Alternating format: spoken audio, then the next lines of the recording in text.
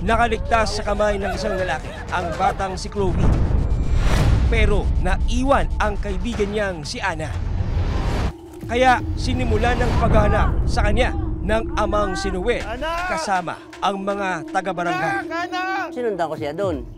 Hanap-hanap ko, nakikita ko yung bakas ng paa niya, saka yung bakas ng paa ng anak ko, na sa paparon siya pumunta, tapos maya nawala yung bakas, tapos maya nakita namin doon sa may ilog yung bakas niya. Sinundan ang mga nakita nilang bakas ng paa. Ana! Pagdating doon sa may ilog, hindi siya tumawid ng ilog kasi malalim yung tubig. Ay may gubat na gubat, naisipan kong doon dumaan. Sa gitna ng kanilang paghahanap,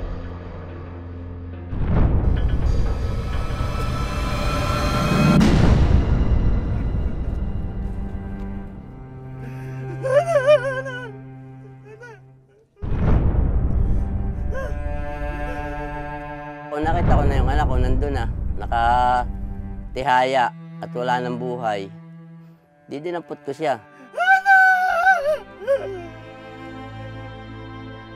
Tulungan niyo ako! Tulong! Nagsisigaw na ako talaga sa galit. Sabi ko, bakit? Ano, ginigising ko, anak, gumising ka, gumising ka. Sabi ko gayon. Hindi naman siya gumising, wala na talaga. Tulungan niyo ako! Tulong!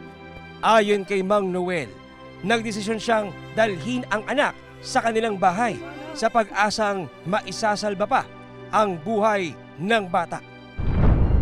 E di pagdating dun sa nung makita ko, tinawag ko siya, purito ka, patay ng anak ko.